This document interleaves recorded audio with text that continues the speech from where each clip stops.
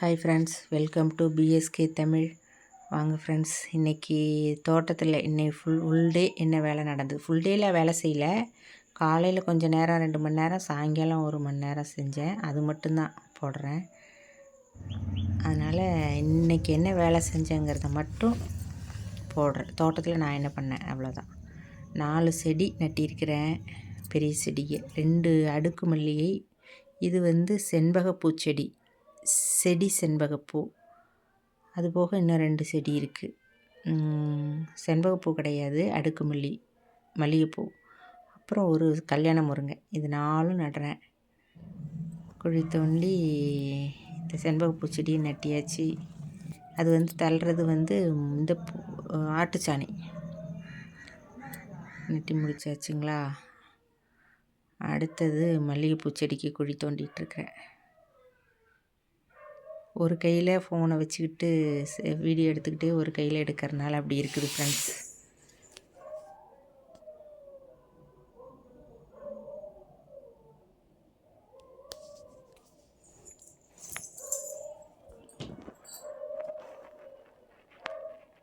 பாக்கெட்டை பிரிச்சுட்டு நட்டி வச்சாச்சு.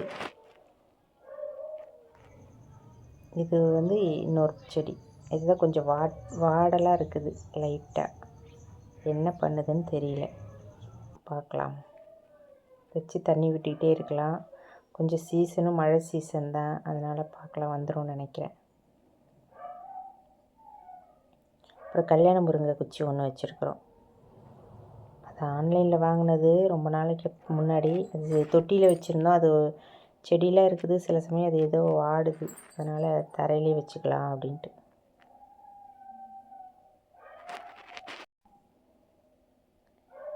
இது இன்னொரு அடுக்கு மல்லி. இந்த குழியிலேயே சாயங்காலமாக அன்றைக்கி காலையில் செஞ்சது செடி. சாயங்காலம் சின்ன செடியெல்லாம் காலையிலே பிடுங்கி நட்டினா வாடிரு வெயிலுக்கு. அதனால் சாயங்காலமாக 2 பக்கமும் 2 தக்காளி, 2 மிளகா செடி நட்டியிருக்கேன். இது பீர்க்கங்காயில் அது ஒரு மாதிரி நோவு வந்த மாதிரி வண்டு உட்காந்துருக்கு. ஒரு மாதிரியே பிசுக்குன்னு பிடிச்ச மாதிரி இருக்குது. இந்த பீர்க்கங்காய் பாருங்கள், கீழே தொங்காமல் மேலே சுருட்டிட்டு நிற்கிது. அப்புறம் இந்த வெண்டைக்காய் செடி பாருங்கள் ஃப்ரெண்ட்ஸ், மேலெல்லாம் காய்ச்சி ஒரு மாதிரி காஞ்ச மாதிரி ஆகுது செடி. கீழே சைடில் தழைச்சி அதில் பூ வச்சு பிஞ்சு வைக்குது.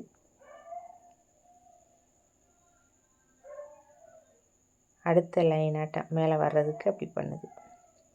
இது மிளகாய். ஆல்ரெடி ஏற்கனவே இந்த கத்திரிக்காய் பிஞ்சுகளை காட்டியிருப்பேன். அந்த பிஞ்சுங்க தான் இது 3. இதெல்லாம் கொத்தவரங்காய் செடி.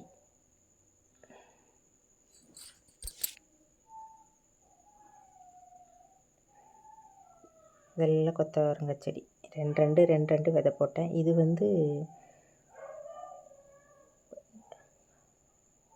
சொரக்காய். இது புடலங்காய்.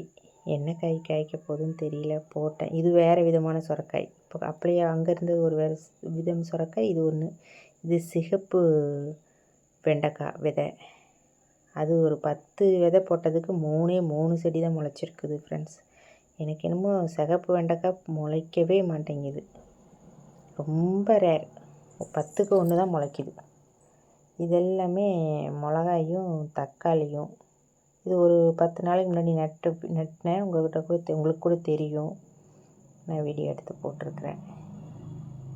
இந்த கீரை செடியெல்லாம் பிடுங்கிடுவேன். இதுதான் ஃப்ரெண்ட்ஸ் அந்த காலையில் நட்டினால செண்பக செடிக்கு அடியில் இந்த பக்கம் தக்காளியும் அந்த பக்கம் வரமிளகாயும் நட்டி வச்சுருக்கிறேன். செடியும் மிளகாய் செடி. வரமிளகாய் கிடையாது, அது என்ன மிளகாய்ன்னு தெரியல, காய்ச்சா தான் தெரியும்.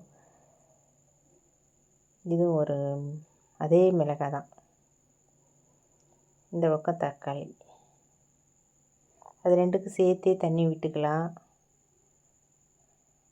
இடமும் கொஞ்சம் இது பண்ணிக்கலாம், மேனேஜ் பண்ணிக்கலாம். இந்த செடி பெருசாகி வளரும்போது மல்லிகைப்பூ செடி, இந்த செடி இதாயிரும், காய்ச்சி முடிஞ்சிடும், பிடுங்கி போட்டுடலாம். அதுக்காக அப்படி நட்டிக்கிறது. இதெல்லாம் கீரை ஃப்ரெண்ட்ஸ், நிறைய முளைச்சிருக்கு. தண்ணி விடங்காட்டி. இது மல்லிகைப்பூ செடி. ஏற்கனவே குச்சியாட்ட காட்டினேன். இது முல்லைப்பூ செடி குச்சியாக காட்டினேன். இப்போ பாருங்கள், தலைன்னு வந்துடுச்சு. இந்த செடி வெயிட்டு தாங்காமல் சாஞ்சிடுச்சு ஃப்ரெண்ட்ஸ். நல்ல 8 அடி ஹைட்டில் இருந்தது, சாஞ்சிடுச்சு. அப்புறம் பச்சை மிளகாய் ஃபுல்லாக அது பாருங்க, எல்லாம் பூவும் பிஞ்சுமா இருக்குது.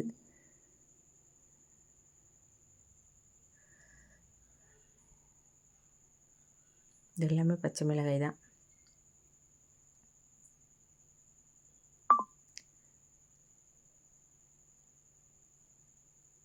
இதுவும் பச்சை மிளகாய். கத்திரிக்காய், இதில் முள் கத்திரிக்காய் 2 3 இருக்குது.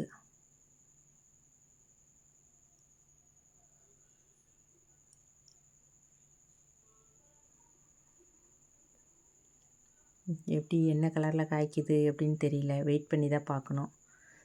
இது புடலங்காய் செடி. புடலங்காய் ஒன்று தொங்குது பாருங்க சார். நிறையா பூ வைக்கிற அளவுக்கு செடி இருக்கிற அளவுக்கு காய் இல்லை, ரொம்ப ரேரு. 5 6 பிஞ்சு தான் இருக்குது. அதுலேயும் ஒரு மாதிரியாக நோவு வந்ததோ ஆணி விழுந்த மாரி டிஃப்ரெண்ட்டாக இருக்குது. என்ன காரணம்னு தெரியல.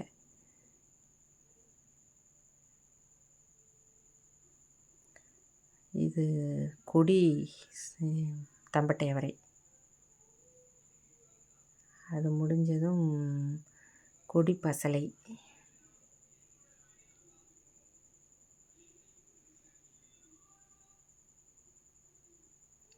இது பாருங்கள் ஃப்ரெண்ட்ஸ், அன்றைக்கி குட்டியாக காட்டினேன்ல, இன்றைக்கி பாருங்கள் எவ்வளோ பெரியசு, ஒரு முழம் மேலேயே இருக்குது ஒரு தட்டைக்காய். நான் இதை பொறிக்கவே இல்லை, அப்படியே விட்டுட்டேன். விதைக்காகட்டும், ஒரு காய் பொறிச்சு என்ன பண்ண போகிறோம், என்ன சமையல் பண்ணுறது, அதனால் அடுத்து பொறிச்சிக்கலாம், இது விதைக்கி இருக்கட்டும்னு ஒன்று விட்டுட்டேன். இதில் பிஞ்சுங்க, குட்டி குட்டி பிஞ்சு. இதுதான் அதோட இலை, தட்டைக்காயோட இலை. இது ஒரு பப்பாளி செடியில் ஏறி படர்ந்துருக்கு.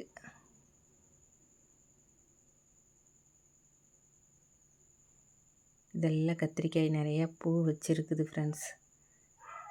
எல்லாம் ஒரே டைமில் காய்ச்சிட்டு அப்புறம் ஒரே டைமில் காய்க்காத நிறுத்திட மாட்டிருக்கு. எல்லாம் ஒரே டைமில் பூ வச்சுன்னு அப்புறம் எல்லாம் காய்ச்சிட்டு அப்புறம் திருப்பி பூ எடுக்கிறதுக்கு வெயிட் பண்ணி பூ வைக்கும். 4 பூ 4 பிஞ்சு 4 காயின்னு இருந்தால் அப்படியே தொடர்ந்து இருக்கும். இது என்னன்னு தெரியல, எல்லாம் ஒரே நேரத்தில் பூவும் பிஞ்சுமாவுமே இருக்குது. 2 3 செடி 5 6 செடி அப்படியே தான் இருக்குது.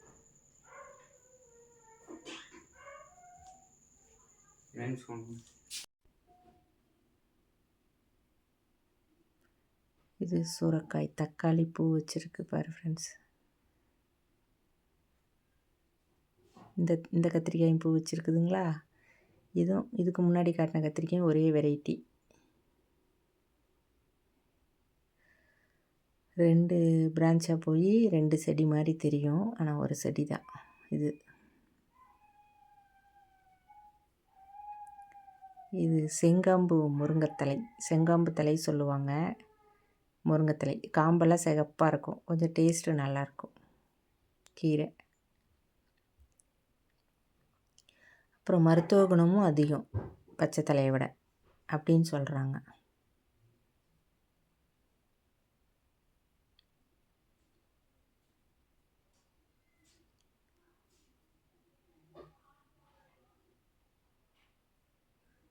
இது செடி பசலை செடி. இது மணத்தக்காளி கீரை, அதுவும் நிறைய பூ வச்சுருக்கு. அதுவும் எல்லாம் காய் காய்ச்சிருமோ என்னமோ. அடுத்து நான் அதுக்குள்ளே பொறிச்சிருவேன்னு நினைக்கிறேன். என்ன 2 3 நாளில்